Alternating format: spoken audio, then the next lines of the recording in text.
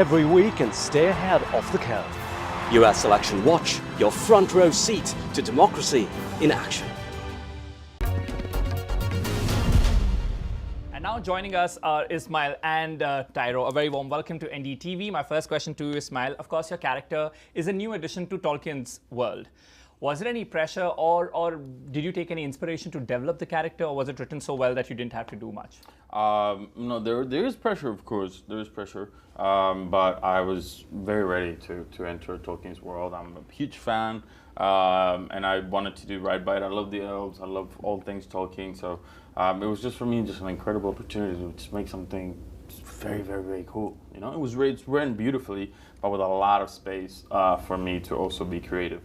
And your character has a duality. There's fear, there's bravery. How did you plan to navigate it? Did you do any exercises? Were you doing any notes to play that kind of duality? I think it's kind of just like Theo is just, he just does whatever like he wants. You know?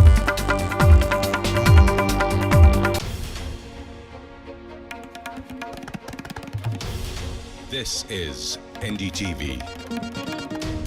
And you're watching NDTV 24/7.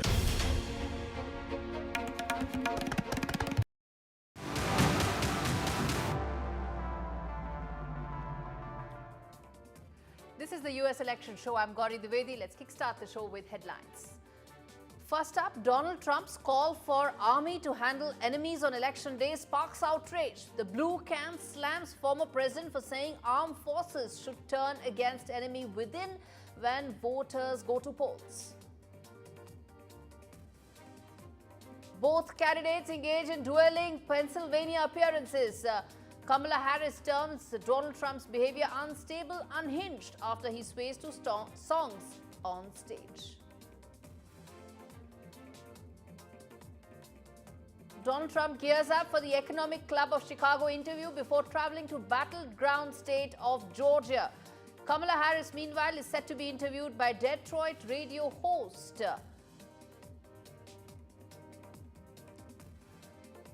Massive scandal breaks out weeks ahead of November 5th polling. Kamala Harris accused of plagiarism in 2009 book titled Smart on Crime. Early in-person voting gets underway in the swing state of Georgia, another critical battleground state of North Carolina, to kick off early in-person voting this week.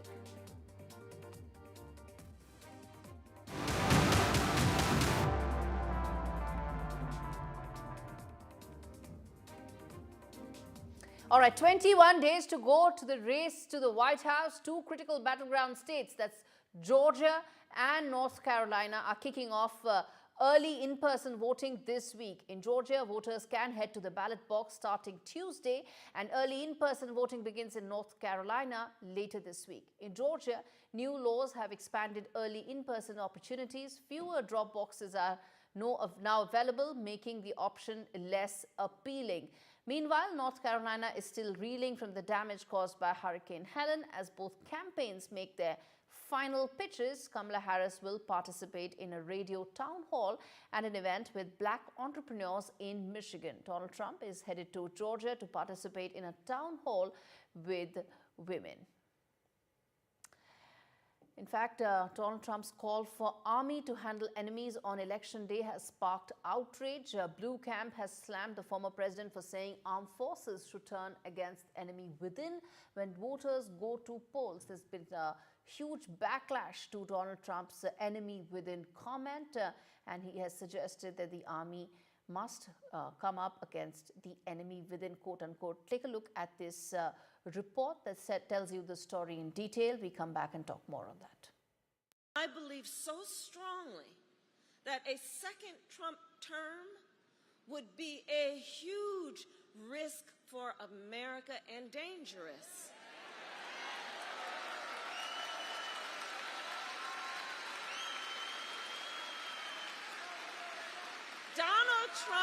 Donald Trump is increasingly unstable and unhinged.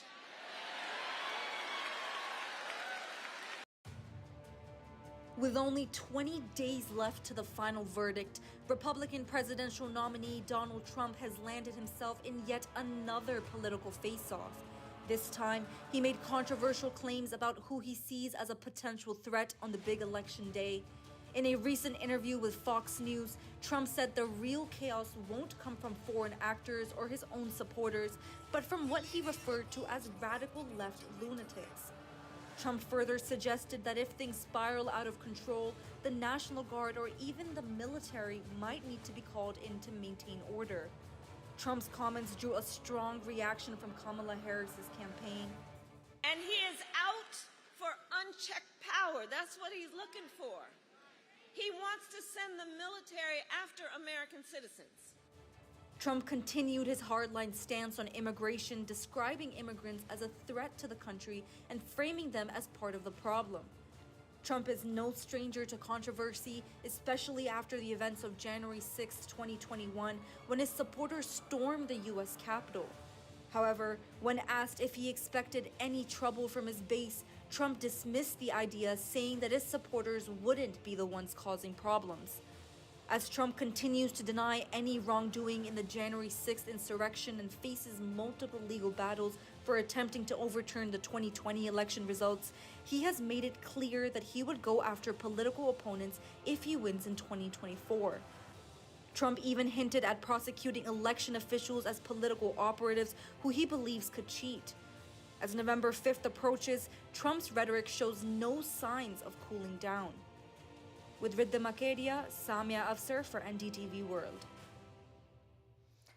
All right, let's discuss this story in greater detail. The impact this could have on the election. What exactly does Donald Trump's messaging is all about? And can the Democrat camp really use this to its advantage? Jake Novak, who's a political analyst, joining me from New York City. Chona Plank, former advisor to President Biden.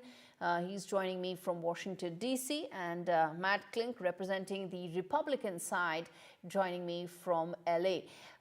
Thank you so much, gentlemen, for speaking to NDTV World. And let me start with you, Matt, simply because at the end of the day, you need to do the heavy lifting here to tell us what exactly Donald Trump meant when he said that he would bring out the army as far as those election results are concerned. Because sitting here in New Delhi, what one wonders is the leader of the free world, whoever may be, is talking on terms which normally third world countries or tin pot dictators really talk about. But go ahead, make your point, sir. Well, thank you for that lovely lead-in. Look, I'll say a couple things. One, to state the obvious, Donald Trump doesn't hold power right now. Joe Biden and Kamala Harris hold power. They control the military. Two, what I do find interesting is that Donald Trump's statements are always taken in a vacuum as if nothing else has occurred. You have to remember that this is a man who has had 2 assassination attempts against him. This is also a man who has endured significant criticism from Joe Biden and from Kamala Harris. They've called him a threat to democracy, a fascist, a pseudo-fascist, unhinged. So, I mean, look, this election right now is all about mobilizing base voters. There are no more undecideds in America. The question now is who turns out and votes on election day.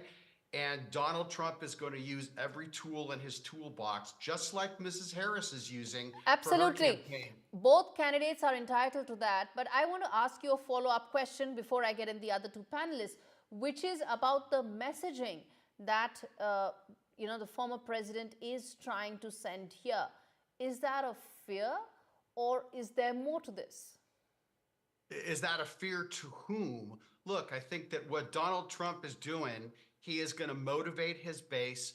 His base believes strongly that the Biden administration has engaged in a calculated lawfare against the president, and they have abused the legal system against Donald Trump, and he's going to use every means at his disposal to turn out the base. And that's what he's doing right now. And it is working because Donald Trump is surging and Kamala Harris is increasingly more desperate. Okay, let's take that to Jonna to represent the other side. And then, Jake, I'm going to give you the, and then I'm going to give you the opportunity to come in here. Mr. Blank, the fact is that as polls stand right now, most of the bump up that Kamala Harris had immediately after her announcement seems to have sort of waned, and at this stage, it's a neck and neck dead heat for both the candidates. Is that one of the reasons why some of the messaging coming in from the Democrat camp is so strident against Donald Trump? Well, it is a neck and neck race, and it will be right up until Election Day. But this is a truly pivot in American history. Donald Trump truly is a fundamental threat to American democracy. And it's not me saying that. It's not Kamala Harris saying that. It's not Joe Biden saying that. It's America's top military leaders under Donald Trump himself. General Mark Milley, the chairman of the Joint Chiefs of Staff, Mark Esper, Mr. Trump's own Secretary of Defense, General John Kelly, his own chief of staff, have all said these things. Military officials straight up and down the line who served under Trump have been reinforcing the message that this is not the American tradition, and that the second term of Donald Trump will be far more dangerous than a first term. But okay, Jake, then let me ask you this, that it doesn't look like, Donald Trump is really making a rallying call for roll the tanks. It's of course none of that. What the two sides of this debate is, you've heard that. But way in here, how do you see Donald Trump really in terms of the message here? Is he just saying that at the end of the day, I am up against the entire establishment, the establishment being Joe Biden and Kamala Harris, who are in power? Or is there more to that? Well, let me calm your viewers down with some reality here. What Donald Trump is saying is that there's violence on Election Day. If there are terror attacks on Election Day, and by the way, the FBI just arrested an Afghani man for planning a terror attack on Election Day. He's saying if there's violence on Election Day, if there's terror on Election Day, then the National Guard needs to be called out to restore calm and order in the country, and not by him. It needs to be called out by President Biden. But what's wrong with that then? I think that then, there's nothing wrong with that. And let me just say something, guys. I was a television news executive producer for 30 years. And whenever one of my writers put in copy that something was unprecedented, that something had done something for the first time in history, I basically told them, you're probably wrong, and you should never write that in a script. Anybody saying that Donald Trump talking about violence on Election Day, worries about that, is unprecedented, is a historical ignoramus. In this country, especially during the Reconstruction after the Civil War, there was a tremendous amount of violence that was threatened on election days for many, many years after the Civil War. President Ulysses Grant had to send in the U.S. Army to defeat the KKK, the Ku Klux Klan, on a number of occasions. It really irks me when people don't know enough about American history to get excited about things. And listing the names of generals and talking about how Donald Trump is a threat to democracy when he's running against a candidate who was not chosen by a democratic process is an egregious misrepresentation and hypocritical in a grand way. I want everyone to calm down right now, study a little bit of history, and stop trying to frighten the national and international audience. That is your responsibility, and that's the responsibility of all of us speaking on this election right now. Absolutely, sir. Which is why all sides are getting equal representation and enough time. I'm giving everybody a chance to represent, and that's the first question I asked. That it's not like Trump is saying it's not a rallying call for roll the tanks on the street. It's none of that. I said that, but Mr. Blank then respond to that.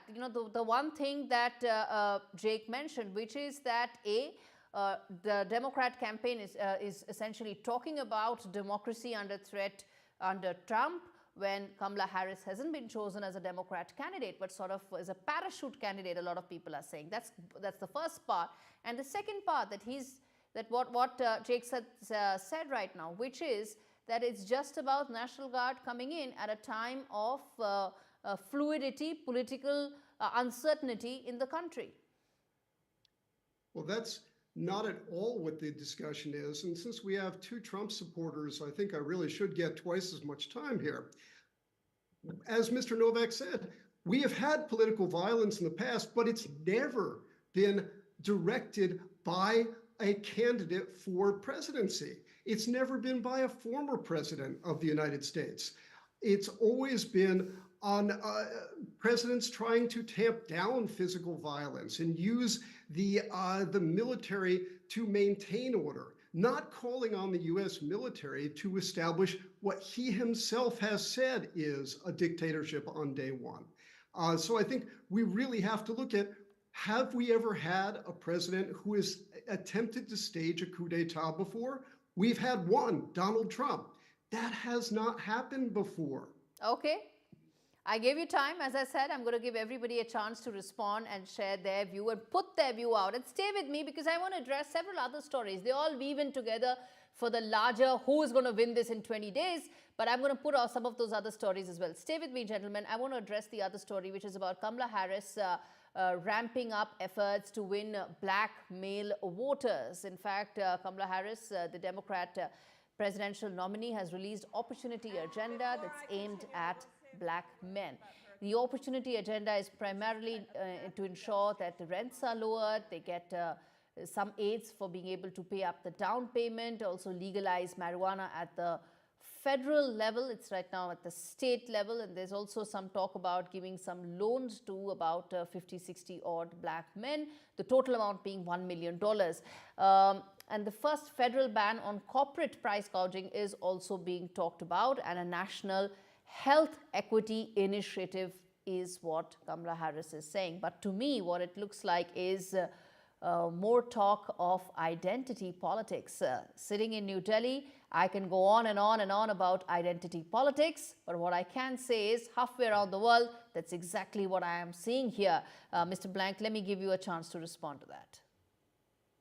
Yes, thank you. Well, I think we see identity politics from both candidates.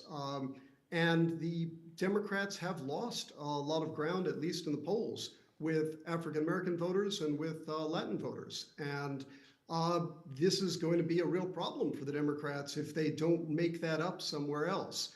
We've seen the most persistent identity politics, however, coming from Mr. Trump himself in ways that are really rather dark and rather frightening. Okay, Respond to that, Matt, about identity politics pretty much being at the center of this election. That's rich, Jonah, coming from a Biden-Harris administration that wanted to forgive student loans to help turn out the youth vote, which was found illegal twice and has been stopped dead in its tracks. Now, in an act of supreme desperation, because she's hemorrhaging black male voters, not only does she propose to give more government handouts, but she has the lecturer-in-chief, Barack Obama, talk about, and these are his words, not mine, talking about the brothers don't want to vote for a woman. They realize that the Democrats realize that they are hemorrhaging young black voters, not because they're not getting handouts, but because the Biden-Harris economy is so bad that everything costs more. Don't forget the definition of Biden-Harrisonomics. You pay more to live less. They are hemorrhaging black voters. They're hemorrhaging Latino voters, specifically male voters, and they're losing them in record numbers. And that's why, again, Donald Trump is surging across the United States, but especially in the 7 swing states. Jake, connect the dots for us here.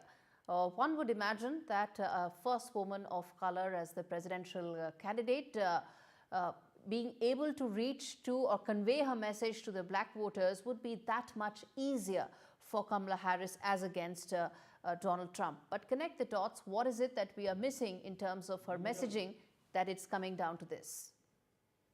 What you're missing is the disdain for the voters. You know, I'm not in favor of criminalizing marijuana. I think it should be decriminalized. I've been in favor of decriminalizing it for 30 years. But that's one point I want to really highlight in her so-called message to black male voters. This is exactly how little they think of them.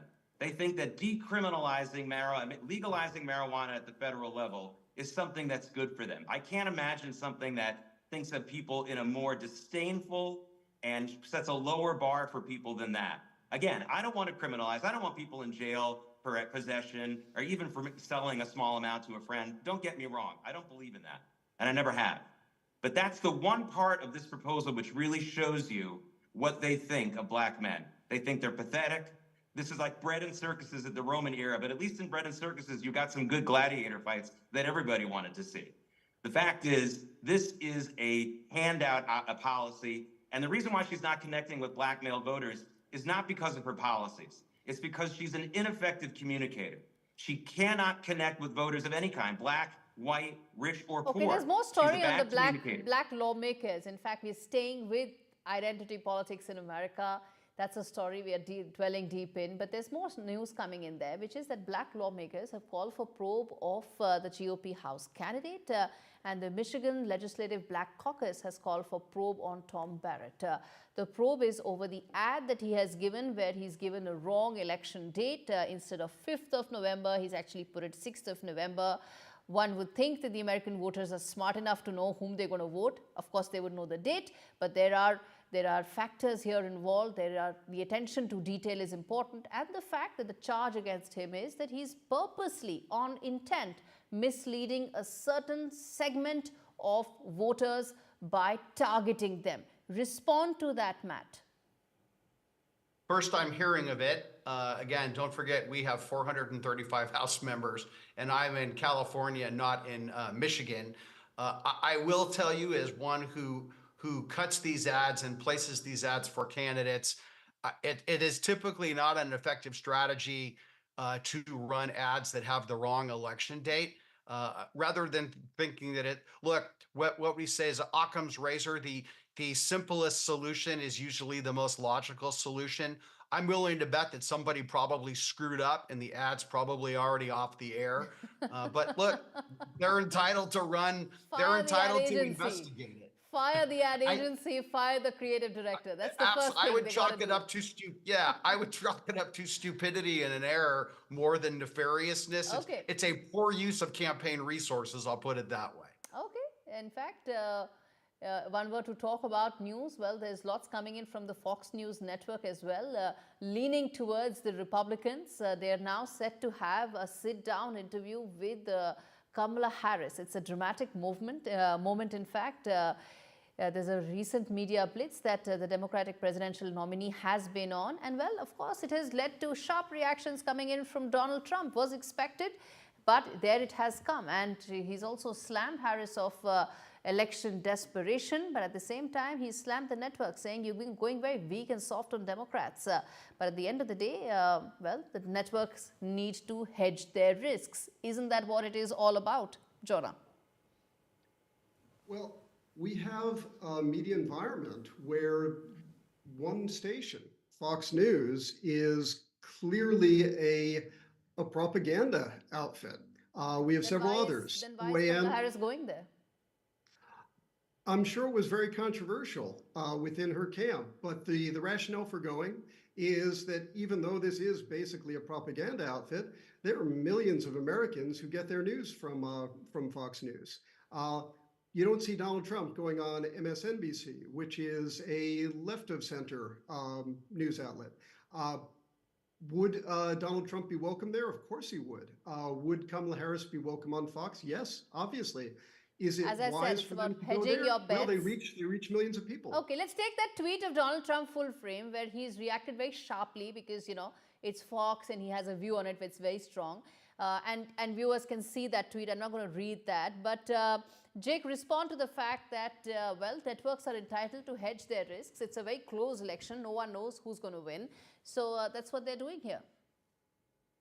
Oh, it's not about hedging your bets. It's about getting ratings. I mean, the presidential candidate going for her first interview that won't be from a friendly interviewer. I mean, that's gold. Anybody would want that. So that's the biggest reason. It's not about hedging bets. And I think it's clear. I think Donald Trump's first part of his statement is correct. The second part I would take issue with. The first part being, that she's showing some desperation. There's a lot of people who absolutely see it that way. I do as well. There's no way that she would agree to this interview if that campaign felt like they were winning. So that's the first part. The second part, though, about Fox helping Kamala Harris out or something along those lines, I think he's wrong about that. First of all, I know Bret Baier. And Bret Baier is going to ask some pointed questions, but he is a consummate gentleman. And I think that there's some hope among the Harris campaign and the Democrats that they'll be able to say some kind of nastiness during this interview, and they'll be able to cut some sound bites out of it, put it on social media, and do something along the lines of, look how strong Kamala Harris was against this attack dog. That's not going to happen with Bret Baier. It's going to be a very respectful interview. So that's not going to happen. Okay. And so that's one. So I actually think Fox is going to end up helping the Trump campaign, not because it wants to. I'm sure they would like him to win, but not with this interview, because it's not going to be the kind of event where Kamala Harris is able to show how strong she is in pushing back on Bret Baier. Bret Baier will not give her that kind of a personal hard time. All right. Okay. So yes, but one hopes that the biggest criticism that Kamala Harris has been facing, which is that she hasn't been a good orator in terms of putting her view across at multiple forums that she has been going to, probably some of those criticisms she could address. One sees that a lot on social media, but of course remains to be seen whether it's cutting any ice with the voters. Matt, quick word from you on that in terms of the Fox controversy. Well, I don't think there's any controversy. The Harris camp has made a conscious decision to get her out of the teleprompter canned speeches and have her do more media. Last week, it was a disaster. She was edited heavily by 60 Minutes. She giggled repeatedly on Stephen Colbert, and she answered in her typical Kamala Harris word salad. And these were all friendly media outlets. Now she's going on Fox again because her campaign is struggling, and I'm happy she's doing it. I wish she had done this early. I think what the most convincing argument till now has been, to me, is what Jake said, that if the Democrat camp thought that they've been able to send the message across, they probably wouldn't go to the Fox network right now. All right, gentlemen, thank you so much. We've addressed a bunch of stories here, and we're going to keep doing that. Just 20 days left for the election. But a quick update on another story coming in, which is that days after the Democrat U.S. presidential nominee Kamala Harris challenged her Republican rival to release his medical records, Donald Trump has now responded on Truth Social, saying the vice president is dying to see my cholesterol.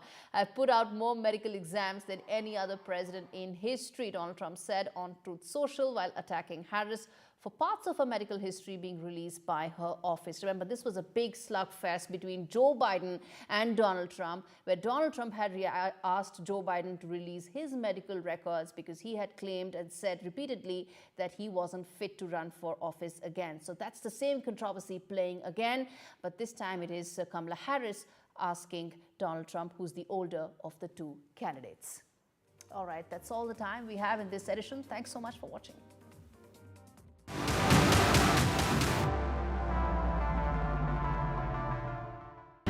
Quidco gives you cash back every time you shop on over 5,000 brands. It always pays to Quidco. Sign up and start saving today. Search quidco.com. This is an important message for people living with diabetes, from people living with diabetes. When I was experiencing the symptoms of diabetes, I didn't know what was going on. You go on the internet and it's full of horror stories. You don't know where to begin and you don't know what to believe. I didn't understand about carbs, I didn't understand about blood glucose levels. I was scared and I was worried. I didn't understand diabetes full stop. That's why the support I get as a Diabetes UK member is so important. You can become a Diabetes UK member too.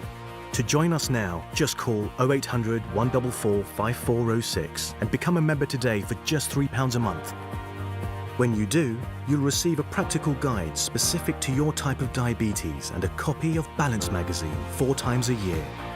Balance is filled with news and inspiring real-life stories from members just like you.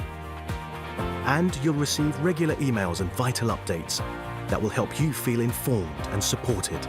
Plus, you'll help support research that could lead to better treatments for all types of diabetes.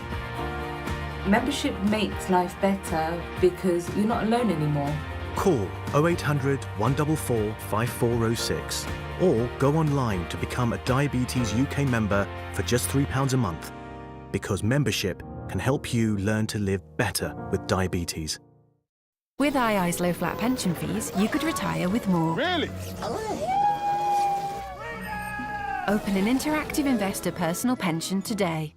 For Manu, every step is agony. but he's forced to carry heavy loads and bricks up narrow, steep flights of stairs, hour after hour, day after day. Life can be cruel and short for hard-working donkeys like Monu.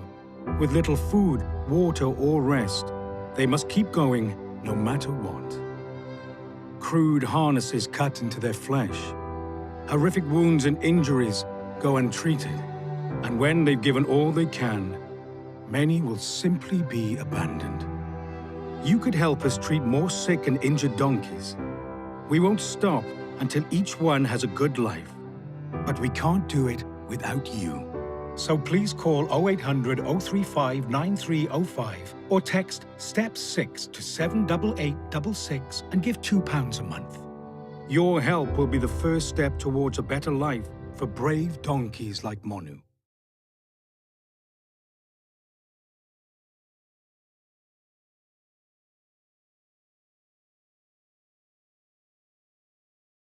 This is the MSF hospital you can help build. This is the equipment you can help buy in the hospital you can help build. This is the doctor you can help train using the equipment you can help buy in the hospital you can help build. This is the medicine you can help supply, given by the doctor you can help train using the equipment you can help buy in the hospital you can help build. These are the patients you help survive, treated with the medicine you help supply, given by the doctor you help train, using the equipment you help buy in the hospital you can help build. These are the lives you help rebuild, the patients you help survive, treated with the medicine you help supply, given by the doctor you help train, using the equipment you help buy in the hospital you can help build. This is help that lasts. With regular donations, you help us provide long-term medical care. Please donate £10 a month by searching MSF Now. That's MSF Now. Diplomatic efforts, Jolie mentions that everything is on the table, suggesting the possibility of sanctions as part of Canada's response to the escalating diplomatic row. Now, this statement comes amidst a series of expulsions of diplomats from both sides, highlighting a huge strain in India-Canada relations. Now, India continues to assert that the Canadian allegations on India and this alleged link to the death of a Khalistani terrorist Nijjar are utterly unfounded. What's more, it is absurd that after intensely engaging the Indian High Commissioner to Ottawa for over the last 1 year, the Canadian government now chooses to target him by calling him a person of interest in their investigations. We'll track the very latest on this row. We'll be joined by a very special guest, Harsh Shringla, the former Foreign Secretary of India, will be with us in just the next couple of minutes. Also on the show, as we gear up for an electrifying political season, all eyes are on Maharashtra and Jharkhand, where the battle for assembly supremacy is set to unfold. Now, Maharashtra, with its 288 seats, votes in a single phase on the 20th of November, while Jharkhand's 81 seats will see a two-phase election on the 13th and the 20th of next month. Both states are poised for a fierce contest between the incumbent alliances and opposition coalitions. Will Maharashtra continue with the NDA's vision, or will Jharkhand vote out the current regime? Those are big questions. The results on the 23rd of November will tell. Now, stay tuned as we bring you comprehensive coverage of that in the days ahead.